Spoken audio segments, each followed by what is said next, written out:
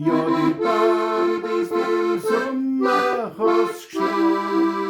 Du musst jetzt wieder ins Neujahr fahren.